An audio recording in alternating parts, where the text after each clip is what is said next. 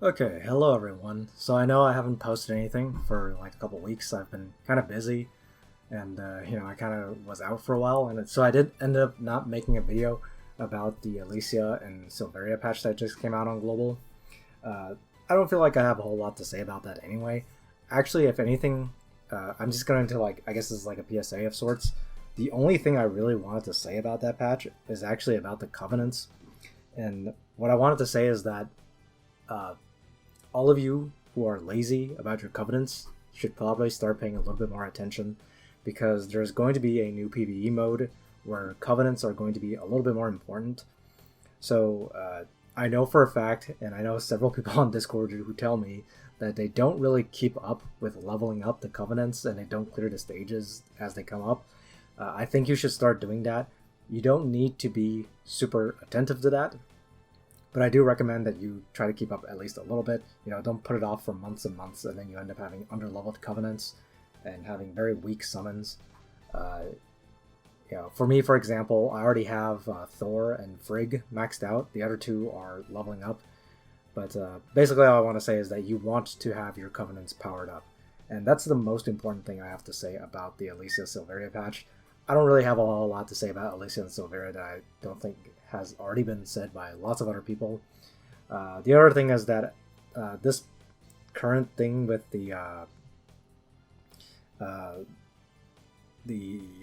Farmville mode, where you have to collect puzzle pieces to make the blueprint, don't stress out too much about it.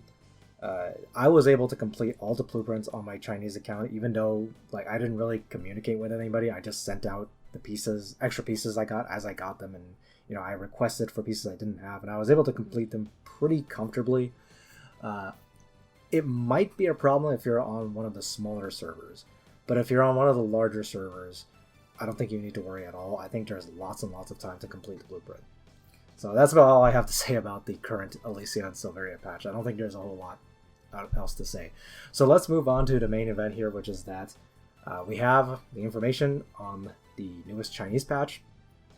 And of course, everybody already knows it is becoming of Ricky and McClaine, very, very long awaited for old school Wikigrisser fans, and even people who are new to Wikigrisser. You might have played the Wikigrisser 4-Time Rift, and maybe you've grown to like Ricky and McClaine. You've always wondered how come these two super important characters have not been playable. Well, they finally are, and we know what they do. So let's sit here and just take a look right here. So I'm going to start with Ricky here. So you have Protagonist, Glory, and Yeless factions. So this is it's kind of funny because Protagonist has never had a character that's Glory plus Yeless Legends, because that's kind of like a crazy pile up of factions for Protagonist. That's like the perfect combination for Protagonist because there's so many Glory and so many Legend characters. So you finally have a character that has all three at the same time, and it's Ricky. Go figure, right? So anyway, he has the same classes as Elwyn, as you can see here. And his stats are actually very, very similar to Elwyn's. These are almost the same as Elwyn's stats on those classes, with a couple points different here and there. But for the most part, this is almost exactly the same. Soldier boost, very physical focus, 25% HP, 35% attack, 30% defense. So very physical focused. His bonds are Rachel and Landius. So very, very safe bonds. Almost everybody are going to have these two units, and even if you don't, these two characters get rerun very often. So if nothing else, Ricky is going to be a character that is very easy to bond for a lot of people. So let's take a look at its talent here. So the funny thing is that, the sidekick character, like Hein or Lewin, has never been part of Protagonist, but Ricky is. And I think it's pretty funny when you combine it with the way his talent is called, because his talent is called Self-Appointed Hero. So basically he's a protagonist because he thinks he's the protagonist of the story, which is pretty funny. So anyway, you got a generic attack boost here. Not a damage boost, but it is an attack boost.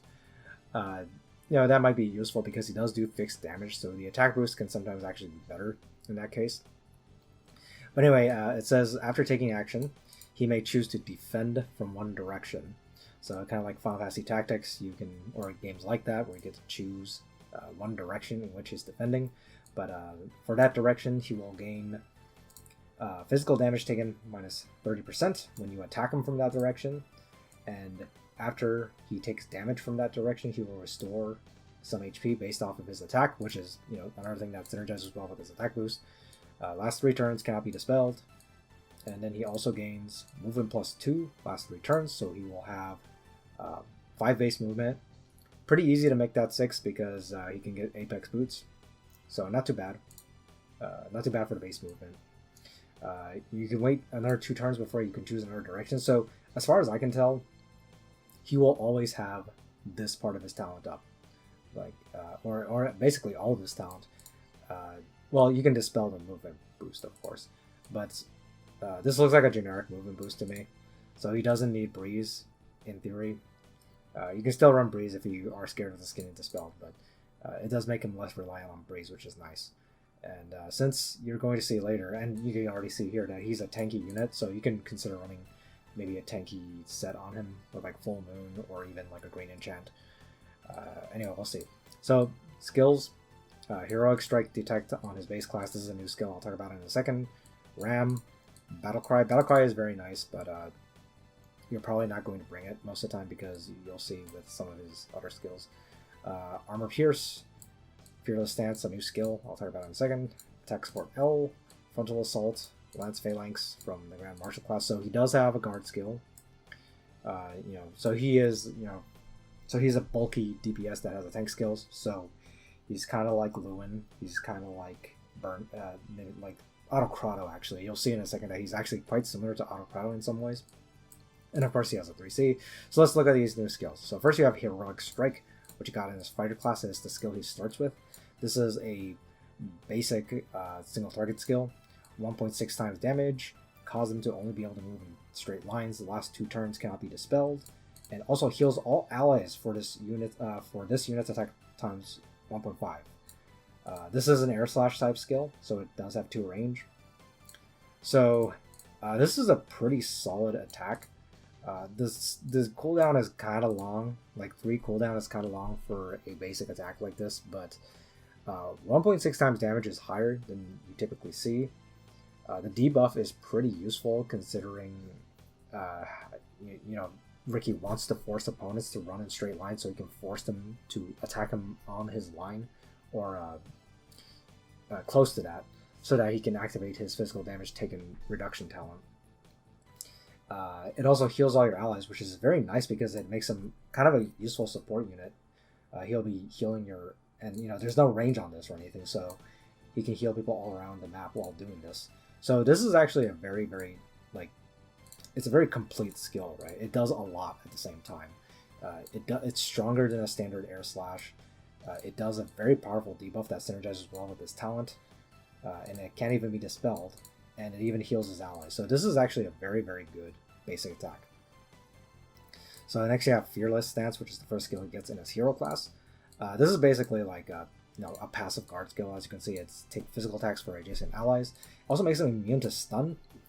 You know, the most common form of stun you probably see nowadays is probably Sherry with her 3C. That can be very, very useful, of course. So, especially especially given that Ricky himself is quite tanky. So yeah, that's very useful, and you know, he gets even tankier from this. He gets more defense and magic defense as long as you're in the direction of his talent. The extra defense obviously is nice, but I'm not sure what to... I don't know if the magic defense plus 8% actually matters at all. If he's going to be tanking any magic, it's going to be via his damage reduction from his infantry troops and probably like Tiamat's armor. So, I mean, it's magic defense. It'll help a little bit, but I doubt it's going to be making a difference most of the time. So let's go to his 3C. So first you have a command effect. Enemies in the direction this unit is defending have their critical hit rate reduced by 20%. Allies in the opposite direction have attack intelligence plus 15%. Now, I am not 100% confirmed on this yet, but I believe the width of his talent is 5 blocks. So when he defends to the right, for example, it does also extend 2 blocks above him and 2 blocks under him. So this is actually so his talent is actually pretty wide. I'm gonna have to confirm this when it comes out, of course, but you know, obviously being 5 tiles wide is very, very powerful. So for the most part, you're going to be able to reduce critical hit rate pretty significantly. And if you stack this alongside other things like, you know, a crit reduction stone or maybe even a Landius aura, you know, you're going to be able to reduce enemy crit rate pretty well.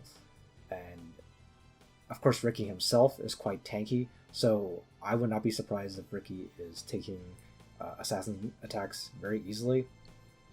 He might have a little bit of trouble surviving Zerda, a full-powered Zerda, but Zerda isn't super common anymore, so it's not that scary. He might die to Silveria even, because Silveria is very strong, but you know, Silveria is just kind of awkward to use. I don't think he's going to be too scared of like Sigma, but it does depend. So anyway, this attack is very similar to Autocrado, like I mentioned earlier. 3 lines, 0.36 AoE damage, dispel 1 buff from each target, very similar to Autocrado's 3C. Cause them only to be able to move in straight lines for 1 turn, can't be dispelled. So yeah, like very, very similar to Autocrado's 3C attack. He also gains a command. You know, anytime before they do damage, they will receive 1.5 times Ricky's attack as fixed damage. If they are mixed forces, this fixed damage cannot be immunized. This can only activate up to 3 times and last 2 turns. So, again, very, very similar to Autocrado. You know, dispel buffs as opposed to Autocrado who steals buffs, I guess.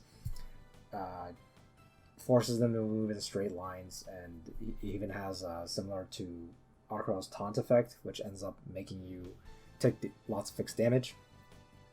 Some notable differences here: he doesn't shuffle the opponents, which is one of the big reasons why Autocrado is scary. Like, Autocrado is very, very disruptive.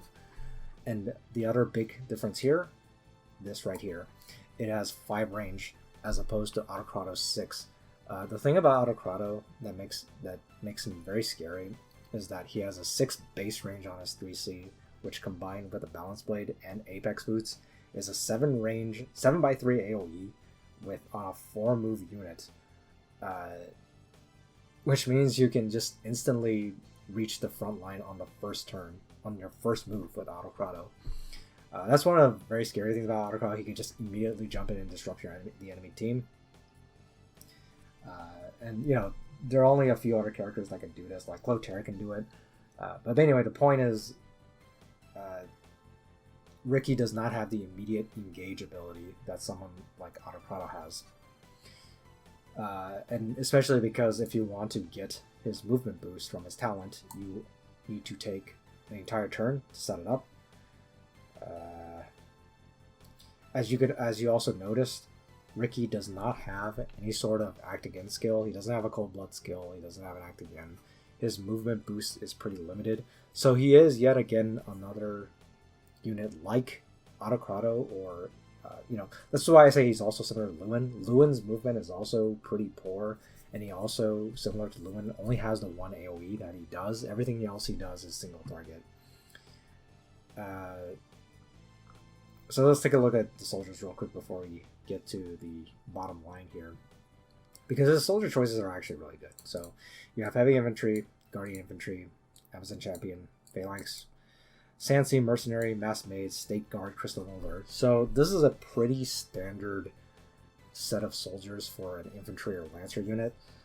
Basically, the only thing that's missing here that I really would have liked is the Empress guards. That's really the only thing that I think he could have used as a nice side option. But otherwise, Sansi mercenaries, as everyone knows by now, is very, very powerful. You know, Mass Mage is also a good fallback if you feel like you're not going to be able to stand by himself all the time. You know, and he also has like very strong Lancer choices. State Guard is very good. Amazon's also good. Phalanx, really always a solid defensive choice. And of course, since you can run Ricky as either infantry or Lancer, depending on your preference, you can always have Tiamat's armor activated, depending on which soldier you think you are going to prefer running most of the time. For magic defense, he really only has Crystal Molder as an option. That's really the biggest downside I see here. And, you know, Crystal Molders don't really have that much. They don't have any magic damage reduction. They rely completely on their higher magic defense, which Ricky does not boost that much. So I actually think that Sansi Mercenaries might actually tank magic better than Crystal Molders on this guy. which is why I said that Empress cards would have been a nice option. Anyway, my overall impression of Ricky is that he looks good.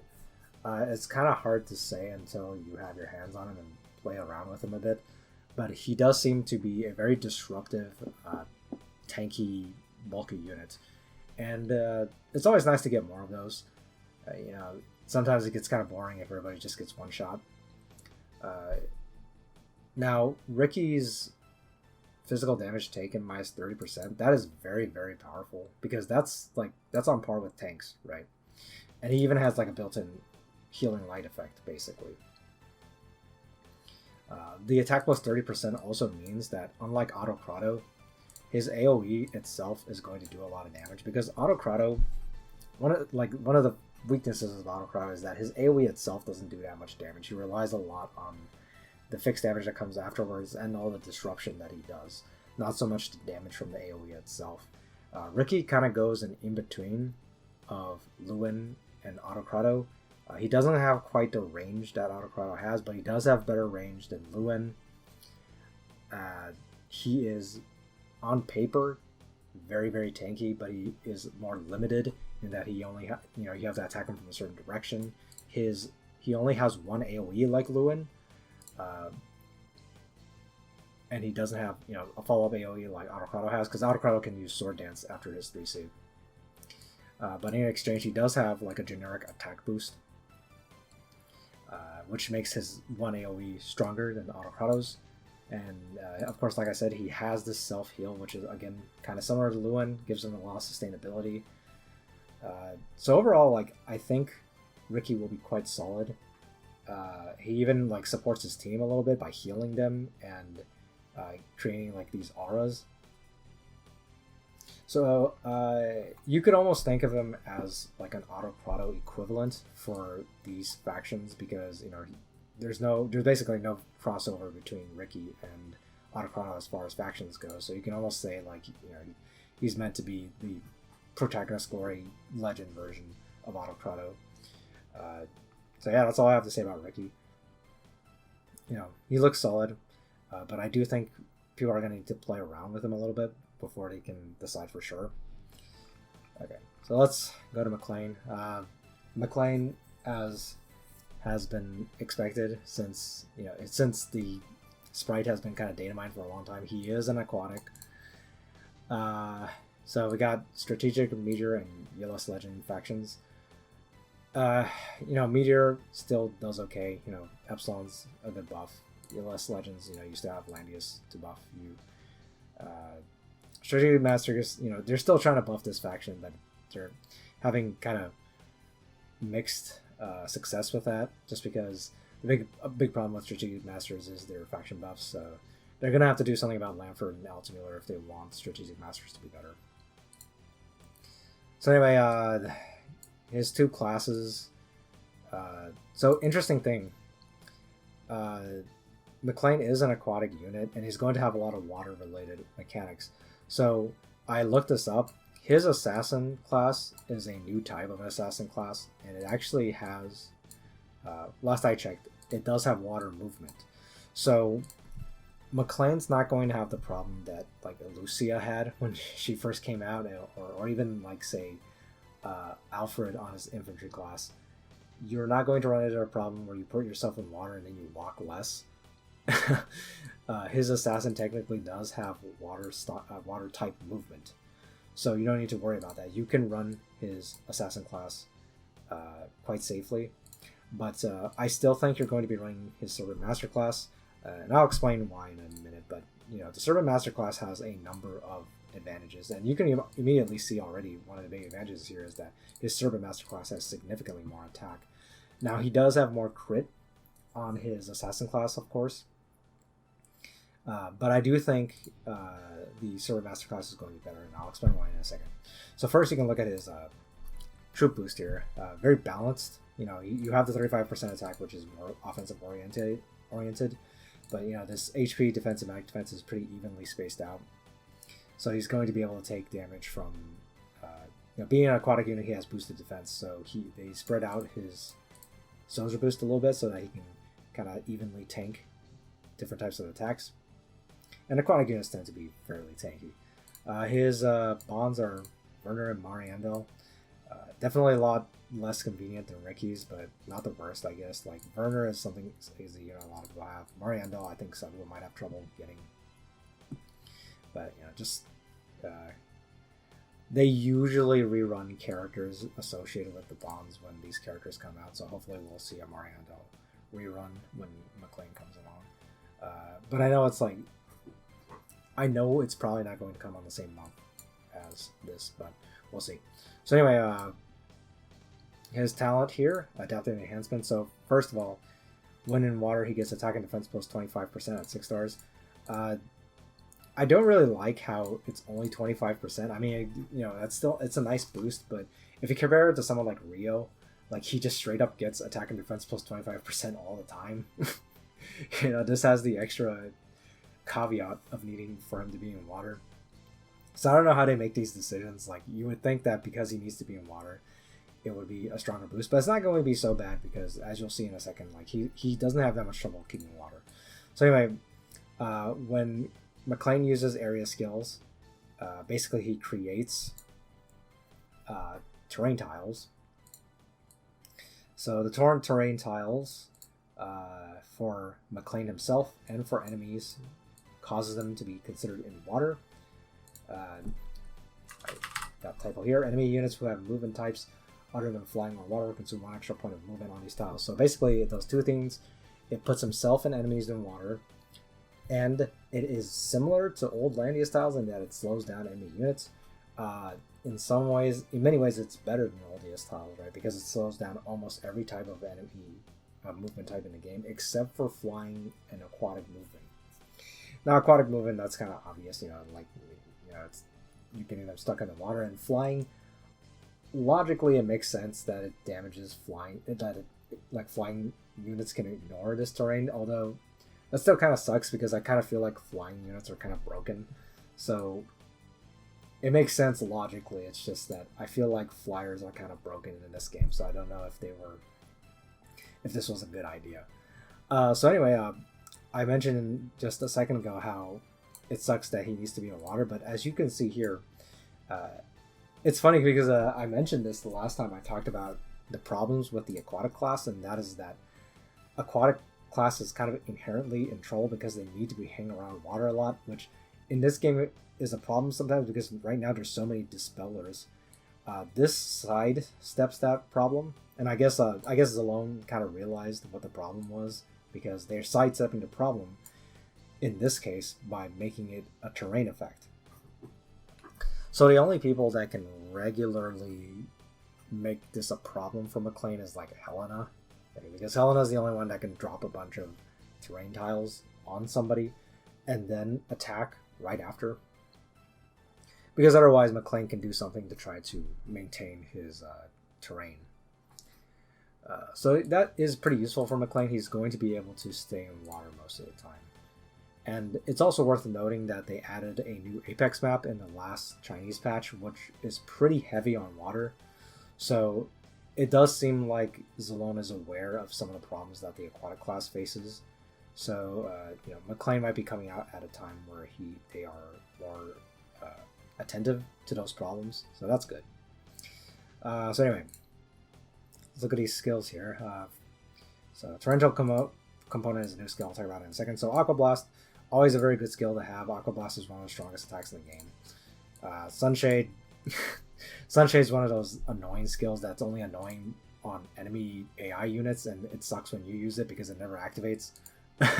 So Serpent Knight, Backbreaker. So this is like Varash's, flip someone over you skill. Shadow Raid. So this is very interesting. He gets Shadow Raid, so he does have assassin skills. And his 3C is going to be an assassin skill as well, so you'll see in a second. Adversity and Raging Waves, this is like a new skill. Slice Stride, Last Stand. Oh, sorry. So Slice Stride and Last Stand from his assassin class, and then a 3C. So as you can see here, his non, like the skills that aren't new aren't that interesting.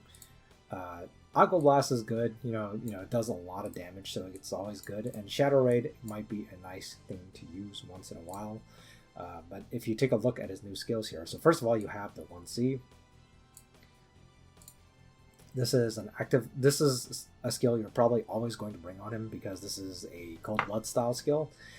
It is worded kind of strangely. I'm going to need to test it out to see how exactly it works. But first of all, when you use it, he creates torrent tiles on himself and tiles within 2 blocks.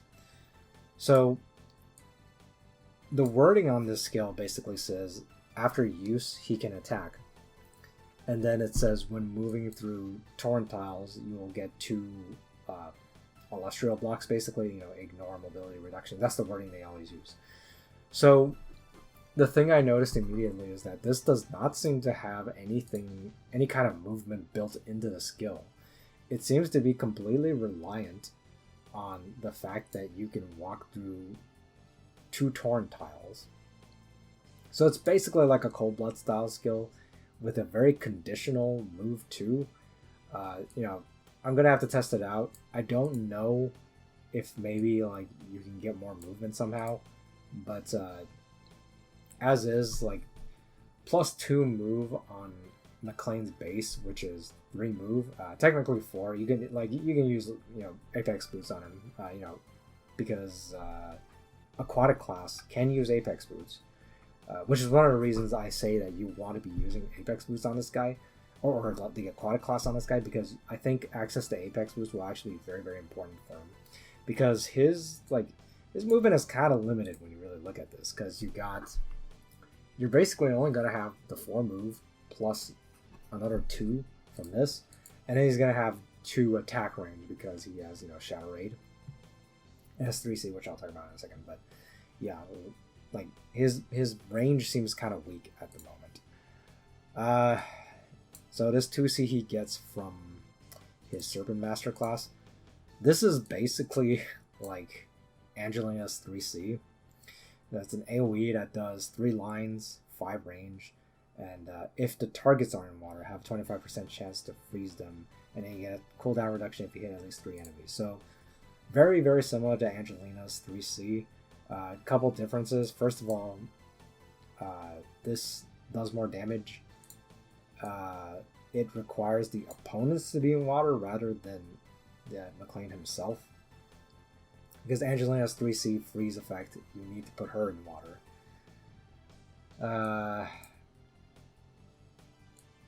Yeah, that seems to be... Also, there is no Actigan on it. So, there's no Actigan and there's no knockback. So it's very, very similar to Angelina's 3C, but it is missing a lot of the key components that made that skill very threatening. This is just a very straightforward AoE attack. So it's a nice option for occasionally to do a bit of AoE damage if you want McClaine to be joining in on that. But I think there's also going to be a lot of cases where you bring stuff like Aqua Blast if you feel like you want to hit like single target really, really hard, or obviously Shadow Raid has its uses, especially him being aquatic. You'll see in a second he has like a lot of the good options for that. So, okay, so finally we have his 3C. So, first thing you notice here is range all. So, okay. So first it has a passive, which is just a revive, 50%. This is a 50% HP revive, so very, very strong. Like I said, it's relatively easy to keep McClaine in water thanks to how his tiles work. You want to be careful of enemies that can get rid of your tiles, like especially Helena. I think that will be one of the things to look out for if you want to use McClaine. So anyway, this does have an attack portion. So first you'll notice, like I said, it's range all. So this is used so basically this is, you can use it on yourself, you can use it on water, depths, or swamp tiles, or you can use it on tiles with the torrent effect. And then you do a ring AoE that does very paltry damage, and then it transforms into another skill, which is basically an ignore guard skill that also damages all enemies on water. It also doesn't receive melee range penalties, so you can actually have attacking melee range with this, and which is something you typically can't do with a guard pierce skill unless you have extreme magic bow, but it's very nice that this is built in. So you can use his aquatic class a little bit easier. So let me think. So the big problem I see here is that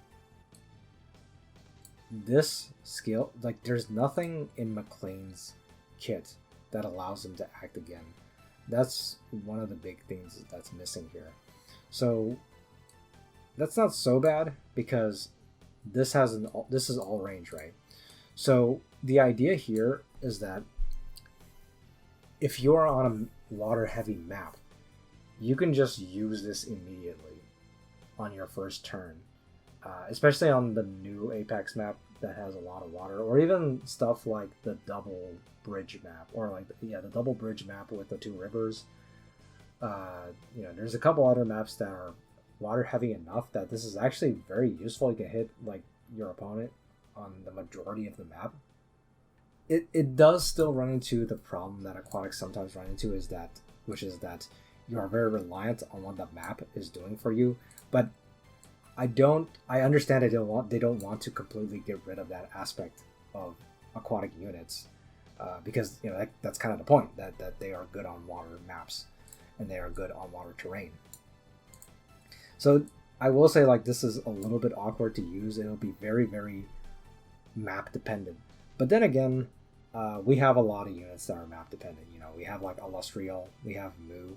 So I don't think it's really that strange to have a unit that is very reliant on water. And I would say McClaine's finally a unit where it's actually, you see a bunch of water and you actually feel like it's worth bringing him out for it. And even on maps without a ton of water, you can still make him work because his talent does create lots of water for him. So let's look at the soldiers here, because I want to talk about why I was saying how you want to use an aquatic class. So first you can see, standard Tide Master heavy infantry from the Serpent Master. You got the 2 range units from 2 range soldiers from the Ronin class, Dark Elf Sniper, Bandit. So if you look at these training grounds, first you have Lizard Man, standard DPS option for a lot of aquatic units. But you look at these 4.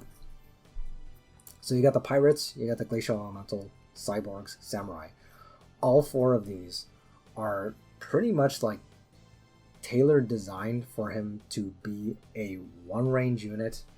Well, I guess aside from Samurai, I guess, but the first 3 here, these are made mostly for a 1 range aquatic unit or 1 range unit, and who also wants to attack on 2 range occasionally. So Pirate Raiders are nice because they make McClaine tanky on both sides of the spectrum. So he will be able to probably take a decent bit of both physical and magical damage if you use the Pirate Raiders, which is nice. Glacial Elementals are as strong as Lizard Men in terms of pure attack, although they do magic damage, so choose your matchups wisely. But they are also 2 range units, so they synergize well with his Shadow Raid if you want to use that. Cyborg Vessel, they attack with range attacks anyway, so you can just use Shadow Raid very freely with them. And Samurai are a 2 range unit or 2 range soldier that do not have melee range penalties. So basically what I'm saying here is that because he has all 4 options that kind of work well with being a melee unit that also uses assassin style skills, there's really no necessity to run him as an assassin. And there's a bunch of other upsides to running him aquatic, right? Like I said, he has 30 more attack, as you saw, which is quite significant. But there's a couple other things, right? Serpent or aquatic class can use axes and hammers. That's a really big thing here. So of course that gives you access to Ragnarok. So similar to Sherry, one of the reasons Sherry is able to kill a lot of units that she can is because she can chunk a huge amount of HP and get rid of all kinds of HP effects with the Ragnarok. And alternatively, you can actually also use the Bone Crusher Hammer. Probably like 80 90+% of the time, Ragnarok is still better. But there are going to be those niche situations where a Bone Crusher Hammer is better. So it is actually kind of cool to have an aquatic unit that has these assassin skills. The only other unit that could really do that up to this point was Pierre, and he's not exactly a relevant unit anymore. So I think McClaine looks pretty good. His biggest problem is really just, I think, the movement. Like I said, he can move up to 6 blocks.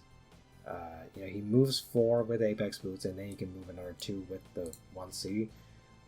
And then you have the 2 range attack, which so 8 threat range, which is not like the worst. Like, that's okay. That's pretty average, I think, by today's standards. But I think McClaine is going to be able to be a pretty decent assassin that doesn't rely on crits. I mean, you can get increased crit rate on him, but I feel like relying on his high attack, this attack boost, and the fact that he can use Ragnarok on an aquatic class, I think that is far more effective, and it's one of the reasons why Sherry is effective. And Sherry is stuck using crappy troops for her Shadow Raid. She has to use the goblins if she wants someone attacking with her, and the goblins kind of suck. Not to say like McClaine's options are... I mean, McClaine's soldier options for Guard Piercing are much better, right? Especially the Glacial Elemental, which is very, very strong. Cellular Vessels are also pretty good if you are running into something with extra troops, especially. The big downside here, of course, is that, like I said, McClaine does not have any sort of act again skill. That's really... and when I say act again, I mean like the actual act again. Obviously, you have the Cold Blood style skill, but you are not like Sherry, who can attack one thing and then act again and attack something way across the map. You are not like Archon of the Moon, who pulls someone over to him and then acts again and does the rest of his combo. With McClaine, you kind of have this awkward thing where you have to place down his tile effects from way across the map and then have to plan your way around how to approach your opponent so that you can use either his 3C or his Shadow Raid to kill the targets you need to. I think in a rush battle, McClaine won't be as good. Although I do think McClaine is going to be able to survive assassins pretty well. You can just use the Pirate Raiders, like I said. Pirate Raiders are tanky. He's got a bunch of extra defense himself. And yeah, that's about it. I got to say, like, both Ricky and McClaine are tanky DPS. But whereas Ricky is kind of like Lewin, where he has the 1 AoE and a couple strong single targets to back it up, McClaine is kind of like the recent Wandering Duelist unit, in that, as you saw, not only does McClaine pierce guard, I mean, the Wandering Duelist doesn't pierce guard, but McClaine has that option. But the other thing is that he does this fixed damage thing on enemies on water. So he's actually also assisting AoE units the same way that Wandering Duelist was, which is where after he attacks, he also damages a bunch of other units. So yeah, like overall, like I said, I think McClaine looks pretty good, but I do want to see him in action before I can say for sure. So yeah, that's my quick thoughts on Ricky and McClaine. So we got these two, let's finish off with these two exclusives and the banners that are probably coming. So first of all, you have Emperor Lovina's sword. They're throwing me a bone, especially because you got the exclusives for the 2 protagonists from the Year 3 units. So for Emperor Lovina, it's basically an improved balance blade, but you need to have a special effect from a fusion power or faction buff on him. So you get the balance blade AoE skill span effect. You will get a bonus onto his deploy talent, which he'll buff the units with damage up plus 10%. And then he also gets a duration of movement boost from his talent plus 1. So all of these are really nice. Balance blade was his best weapon anyway. and getting a balance blade that also has an attack bonus is really nice. And you know, this part right here improves his assists game. You know, you often use Emperor Lovina to rush anyway, so damage dealt plus 10% just makes it even easier on you. And this is also very nice because there's going to be a lot of times where somebody sees you prepping with Emperor Lovina and just move out of the way. Having an extra turn to pressure with Lovina's +3 move is so valuable. This part is really good as well. So the big problem I see most people having a problem with is this part. Because, like I said, Emperor Lovina is a very rush-oriented character. That means a lot of the people running him are running him as just another rush unit. So you don't use him to faction buff, you just use him to have his 3C plus his sword dance skill. Understandably, this does make this weapon kind of a waste for those players. But I do understand why they did it like this, because they want Emperor Lovina to be a buffer, right? That's the reason they did this. They want him to be a faction buffer, or for you to be running him in a box where he is going to get a faction buff. Because they designed him as a way to improve the protagonist faction to a degree. So it's not so much that they're trying to punish people that are not running a protagonist focused box, so much as that they're trying to throw people who run protagonist faction a bone. So unfortunately for a lot of you who do not plan on using Lovina's faction buff that often, you are probably going to stick to Balance Blade. You know, you can't because otherwise you can't get this part right. Now I know some of you who, if any of you are not familiar with Emperor Lovina, the reason why you wouldn't just run him with the faction buff plus his 3C is because, like, unless you have a lot of protagonists to buff, that's actually kind of a waste of him, because that means he only has the one skill, and that makes him quite, like, he'll just like fire one skill and he's completely useless. Which is not what you want. Usually you want to be able to follow up with the sword dance, and that would be much better. So yeah, overall, like, I think this is a pretty good exclusive. And I understand why it's designed the way it is.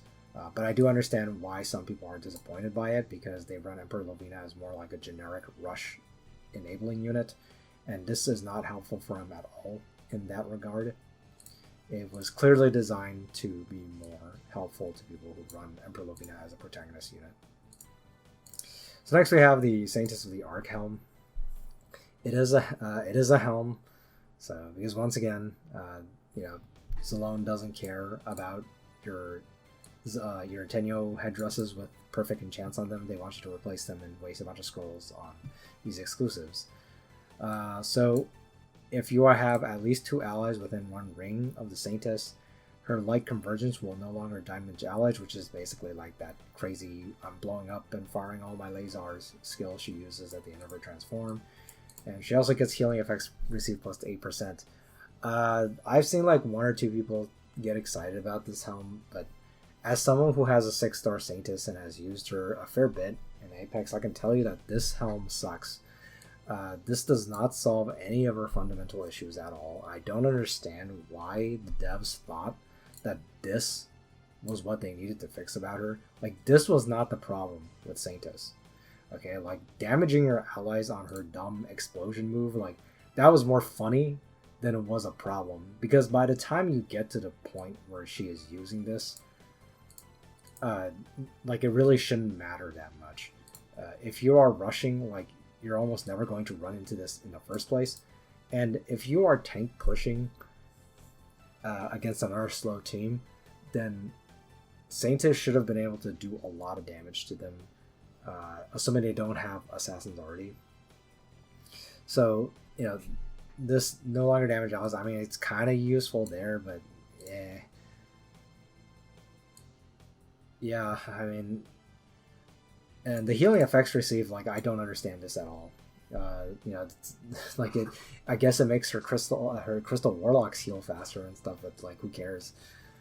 So some of you might be wondering, what would I have added instead? So either I would have added one of 2 effects. Either 1, They should have made it so that her transform doesn't take up your entire first turn. That's one of the biggest problems with Saintis, is that she needs to waste an entire turn transforming.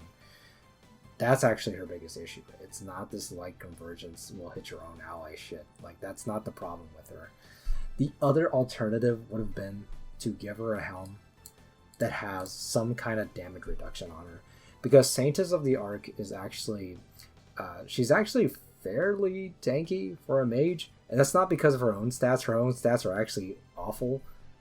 She has less defensive stats than Lucretia, but what makes her fairly tanky is that she actually has a really good defensive soldier boost. She has like 30% HP and 35% magic defense or something like that, so she is actually pretty tanky via her soldiers. So if they had given her something like damage reduction on this, it would have made Saintis of the Ark better in a tank push setting. The former, where you take away the transform turn, that would have made her better in a rush setting. So doing one of those two would have been way more useful than what they did here. This, I do not understand the value at all. Like, it's just like, these are not the problems with Saintis of the Ark.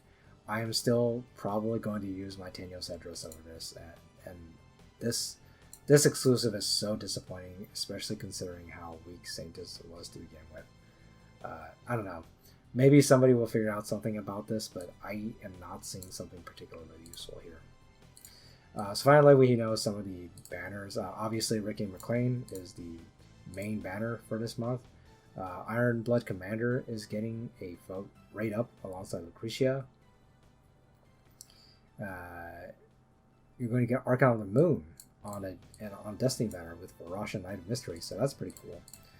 And then the last two, I believe, are reruns.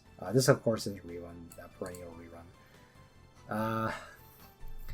So yeah, that's all I gotta say about Ricky, McClaine, and the new stuff that we know is coming for the June update on China. Hopefully we'll get a little bit more info on this later, and I'll be sure to talk about it, and I'll get it on the site later. But for now, just making a quick video. Thanks for watching, guys. See you next time.